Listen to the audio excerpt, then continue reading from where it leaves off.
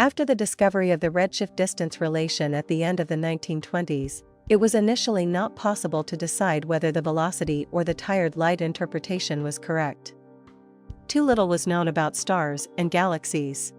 10 years earlier, it was commonly assumed that the Milky Way was the entire universe.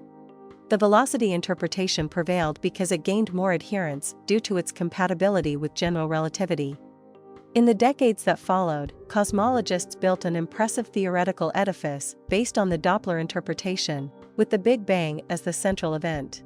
It was not until the 1960s that the redshift controversy gained momentum.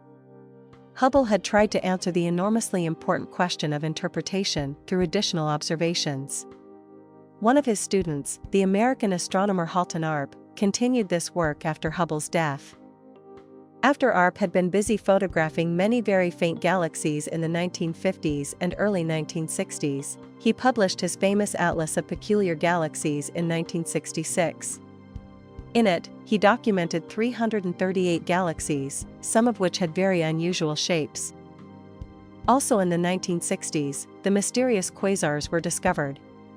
These are quite bright objects with an estimated diameter of only 1 light-year. What is special about them is that they exhibit enormous redshifts.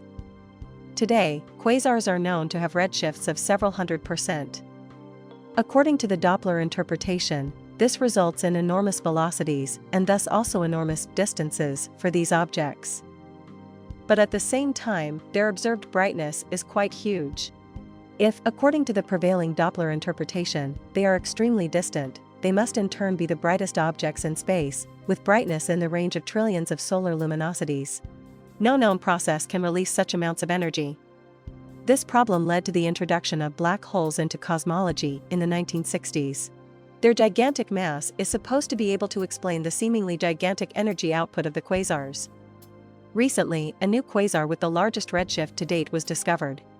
The little red dot in the middle is the quasar. According to the Doppler interpretation, its redshift of z equals 7.1 means that it is almost 13 billion light-years away. And yet we can detect it. Its brightness is estimated by Big Bang cosmologists to be as much as 63 trillion times that of the Sun. Such a huge energy output alone must raise doubts about the Doppler interpretation. Halton Arp also became interested in quasars in the late 1960s. At the time, he knew more about irregular galaxies than anyone else. He noticed that the quasars, which according to the Doppler interpretation were supposed to be far removed from any nearby galaxies, seemed to cluster around his irregular galaxies. They apparently did not obey Hubble's law, which is the basis of the Big Bang theory. Here we see the galaxy NGC 4319 and the quasar Markarian 205. The galaxy has a redshift of z equals 0.006. The quasar's redshift is more than 10 times greater, coming in at z equals 0.07. As it turns out on closer observation, there is a thin connection between these two objects, which should be separated by about 1 billion light-years according to the Doppler interpretation. Here's a false color representation of the image, which shows the connection more clearly. More images of this couple were taken. They all show a clear connection between the objects. It gets even more interesting when we take a look at more detailed images of Markarian 205. As it turns out, 3 quasars with very different redshifts can be found there. But all quasars are surrounded by the same gas envelope. It can hardly be denied that quasars and galaxies with very different redshifts exist in close proximity. However, since this observation raises enormous doubts about the velocity interpretation, a connection is frequently denied, for instance on the ESA website. Halton Arp made a good choice when he put this galaxy on the cover of one of his revolutionary books. Even though the connection must be quite convincing to any unbiased observer, it is always an advantage to be able to make other comparable observations. So let's look at the galaxy NGC 7319. It shows a redshift of 0.0225. But here, in front of the galaxy, there is a quasar with 2.11. According to conventional interpretation, this quasar should lie many billions of light-years behind the galaxy. But the fact that it is a direct neighbor of the galaxy can be seen by looking at an enlargement of the image. There is a V-shaped gas bridge that extends from the galactic center towards the quasar. This strongly redshifted quasar is not only very likely in front of the galaxy, it also appears to have been ejected from its core.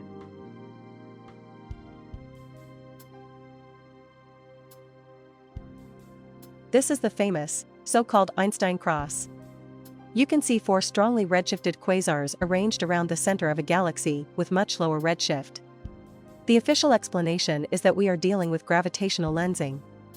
It is said to be a single quasar located very far behind the galaxy, and its light is refracted in a lens-like manner, creating 4 phantom images. According to the prevailing opinion, it is nothing more than an optical illusion. However, there are major problems with this interpretation. On the one hand, the alleged phantom images of the quasar are not distorted at all, as would actually be expected. When one massive object slides in front of another, we should see ring-shaped distortions as depicted in mainstream animations. Observations of such lensing effects apparently exist. Of course, one can come up with specially shaped lenses that could create such an image, but to assume such a shape for a galactic nucleus is unrealistic. Another argument against gravitational lensing is the fact that the quasars change their brightness quite independently of each other. In the standard explanation, stars in the galaxy are blamed for this, which in turn are supposed to act as small gravitational lenses. But why we don't see various small images or distortions of the 4 objects remains inexplicable. The strongest indication that the Einstein cross is in all probability 4 true quasars is provided by a recent image that makes interstellar hydrogen visible. We can see connections of the quasars to the central galactic nucleus and also among each other. As with the galaxy NGC 73-19, these quasars appear to be in the vicinity of an active galaxy. Close observation strongly suggest that it is not an optical illusion, but a real physical supersystem of 5 objects with different redshift, which clearly contradicts the Doppler interpretation. Here's another example. This is the galaxy NGC 7603. It can be found in ARP's Atlas of Peculiar Galaxies. The 2 objects are clearly connected by a plasma bridge. ARP measured the redshifts for both objects as early as the 1970s. The difference is so great that, according to conventional interpretation, they can never be neighbors. In 2002, 2 Spanish astronomers took a closer look and discovered 2 more quasars in the plasma bridge. In addition, it can be seen that the magnitude of the redshift seems to decrease with distance from the galaxy. One can speculate that quasars with extremely high redshifts are born in the active nuclei of galaxies, and lose their high redshift with increasing distance from the parent galaxy and increasing age. This is the galaxy ARP 220. In its vicinity, 2 quasars arranged along its axis of rotation can be found. There are many observational examples of such symmetrical arrangements of quasars around active galaxies, such as this in NGC 4235. The galaxy NGC 3516 offers further clues. Distributed along its axis of rotation are 6 quasars. All redshifts decrease with distance from the central galaxy, supporting the hypothesis that the redshift of quasars is, more than anything else, a measure of their age, not their distance. Strictly speaking, the most distant quasar is not a quasar, but a ALEC object. It shows a redshift that most closely matches that of the parent galaxy. Furthermore, a similar form seems to be slowly developing. Halt and ARP therefore hypothesized that quasars are parts of galactic nuclei that are often ejected in pairs along the axis of rotation of an active galaxy. Their redshift decreases over time, and at the same time they increase in size, eventually evolving into small companion galaxies. The redshift seems to be decreasing in relatively fixed steps. Most quasars appear to have redshifts close to the following values. Whether this redshift quantization is a real statistical anomaly, or just a statistical illusion, has been debated in cosmology for a long time. For the time being, nothing definitive can be said about this. The situation is markedly different when it comes to the connections of strongly redshifted quasars and less redshifted galaxies, both in terms of the physical connection by plasma bridges and the conspicuous accumulation of quasars along the rotation axes of active galaxies. These are observations that strongly argue against the velocity interpretation. They suggest that large galaxies eject strongly redshifted quasars, which evolve into companion galaxies and form an entire family of galaxies over time. To illustrate, let's go back to the galaxy NGC 7319. It is part of Stephan's quintet, a striking collection of 5 interacting galaxies. If we look at the redshifts, we notice that all yellowish galaxies have about the same values, while the blue galaxy shows a much lower value. According to the Doppler interpretation, the yellow galaxies should be about 8 times farther away from us than the blue one. But here, too, there are newer images that go beyond the visible wavelengths of light. In this montage, we can clearly make out a plasma bridge in the X-ray range, which connects the individual galaxies with each other. This gas bridge also appears to extend to the blue galaxy. In the infrared range, this connection becomes more obvious. You can also see here that the blue galaxy, which should actually be much closer, is apparently behind the gas bridge and is partially obscured by it. The whole thing could be an advanced developmental stage of the constellation we saw with the Einstein cross. For ejected quasars whose redshift is slowly decreasing, increasing in size, and becoming daughter galaxies. So we could see snapshots of the evolution of galaxies here. Our Milky Way is part of a similar system. It belongs to a local group of more than 30 galaxies, with the largest galaxy, Andromeda, at its center. Andromeda shows a blue shift, which may indicate that it is older than the Milky Way. It could be that the Milky Way is the first daughter of Andromeda and has since produced its own offspring such as the Magellanic Clouds and various other dwarf galaxies. Generations of galaxies. Where this development could lead may possibly be seen in the galaxy cluster Abell 1656. In the center is the galaxy NGC 4874. If you mark the surrounding galaxies that have a comparable redshift and hide the others, a spiral structure of the cluster is revealed. It is quite possible for such clusters of galaxies to evolve over a long period of time from a single, central galaxy. Let's get back to Edwin Hubble and his hypothesis that a hitherto undiscovered principle of nature could be responsible for the redshift. In the 1930s and 1940s, not much was known about galaxies and intergalactic space. This changed with the development of radio astronomy.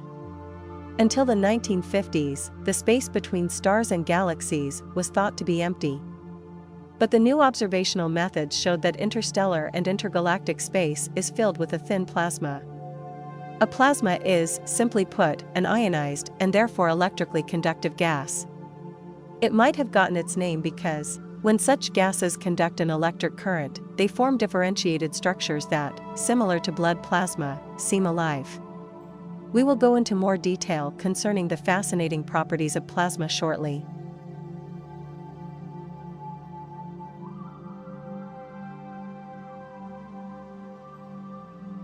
Quasars are conventionally considered to be the brightest and most distant objects in space. But even if they do indeed exist near the galaxies with which they appear to be associated, they are still very energetic objects. This means that they must be surrounded by highly ionized plasma. Their large redshift can then be explained by a special light scattering, the so-called Raman scattering. It is very well known from optical experiments. Raman scattering is an inelastic light scattering in which light loses energy. It is redshifted. The French physics professors Jean and Jacques Moret-Bailly studied the redshift of quasars with regard to a special form of Raman scattering and summarized their results as follows. While optical coherence is taught to all physicists, while we see laser beams almost every day, while ISRS is studied for more than 30 years, it is incomprehensible that Raman coherent effects are ignored in astrophysics. With an exception to the origin of radio and microwave frequencies, all properties of the quasars are explained by the hypothesis of a magnetic field in a plasma next to the quasar. The theory is much simpler than the conventional theory. It needs only usual matter and regular spectroscopy. If we consider quasars to be high-energy plasma objects that possess a magnetic field, their large redshifts may be explained by a special form of light scattering. This plasma redshift could be the unknown principle of nature Hubble was looking for. It explains why we observe strongly redshifted quasars in physical association with weakly redshifted galaxies. And the discovery of a plasma redshift can not only help us explain the large redshifts of quasars and their simultaneous proximity to relatively nearby galaxies. It can also explain the lower redshifts of normal galaxies. We know that intergalactic space is filled with a thin plasma. Here, too, there is likely to be an interaction of the light with the free electrons of the plasma. The Icelandic plasma physicist Dr. Ari Brynjolfsson investigated a special form of the Compton effect, in which light interacts with electrons and thus gets attenuated. He noted, "The plasma redshift explains the observed redshift without any expansion or cosmological time dilation. The plasma redshift is based only on conventional physics, as we know it from the laboratory experiments. We have only made more exact calculations than those usually found in the literature. Plasma redshift is not invented for explaining something. Instead, the conventional physics, without any new assumptions, leads to such phenomena as the cosmological redshift and the CMB. The plasma redshift is an integral part of conventional physics. The plasma redshift follows from the conventional laws of physics. It explains the cosmological redshift without these artificial parameters of Big Bang, dark matter and dark energy. There is no need and no place for Big Bang hypothesis or cosmological expansion hypothesis." The Doppler interpretation first prevailed in the 1930s because nothing was known about cosmic plasma at that time. Today we are in a better situation and have to align our former, hasty assumptions with the new discoveries. Plasma redshifts provide a very simple mechanism, confirmed in laboratory experiments, to explain the cosmological redshift without galaxies flying apart. The model is simple and comprehensible, and puts our feet on firm ground. Furthermore, it humbles us. Because if the velocity interpretation is wrong, all distances have to be completely reassessed. This is what the conventional Big Bang universe looks like. Galaxies and galaxy clusters are found mainly in a small area, while the remote parts are populated almost exclusively by quasars. Based on the Doppler interpretation and its Big Bang from 14 billion years ago, the visible universe is said to be almost 28 billion light-years across. However, if we change our interpretation to that of tired light, i.e. an attenuation due to the scattering effects in a plasma, then the visible universe suddenly shrinks in on itself, and is altogether much more densely populated than the Big Bang universe. Neighboring quasars and galaxies differ in the state of their local plasma, resulting in different redshifts. Furthermore, all galaxies are shrouded in a kind of plasma nebula, which swallows more and more light with increasing distance. There is no clearly defined edge here. Edwin Hubble put it particularly well. Thus the explorations of space end on a note of uncertainty. We know our immediate neighborhood rather intimately. With increasing distance our knowledge fades and fades rapidly. Eventually we reach the dim boundary, the utmost limits of our telescopes. There we measure shadows and we search among ghostly errors of measurement for landmarks that are scarcely more substantial. Since the intergalactic plasma fog does not necessarily have to be evenly distributed, distance estimates are extremely difficult. Ultimately, the size of the visible universe would be unknown, but a size of 28 billion light-years, as assumed in the Big Bang cosmology, is almost certainly many times too high. Halton Arp put it this way. But if the cause of these redshifts is misunderstood, then distances can be wrong by factors of 10 to 100, and luminosities and masses will be wrong by factors up to 10,000. We would have a totally erroneous picture of extragalactic space and be faced with one of the most embarrassing boondoggles in our intellectual history. With the collapse of the Doppler interpretation, our illusion of knowledge is also destroyed. We don't know how far we can see or how old galaxies are. The irrational Big Bang fades away. Hannes Alfvén, considered by many the father of plasma cosmology, said, "There is no rational reason to doubt that the universe has existed indefinitely, for an infinite time. It is only myth that attempts to say how the universe came to be, either 4,000 or 20 billion years ago." The discoveries of cosmic plasma and quasars could have triggered far-reaching new developments in cosmology in the 1960s. But they didn't. This was largely due to the refusal of Big Bang theorists to discuss the new observations. The discoveries endangered the theory, which they had been worked on to the best of their ability for 30 years. To this day, the word plasma is deliberately omitted from most scientific works on cosmology. Instead, the words gas and dust are used to simulate an electrically neutral universe, which is refuted by all observations. We now know that more than 99.99% of existing matter is in the plasma state. Therefore, let us call plasma by its name and apply its properties, known from thousands of laboratory experiments, to cosmic processes. Because, as Hannes Alfvén said in his Nobel Prize speech, In the beginning was the plasma.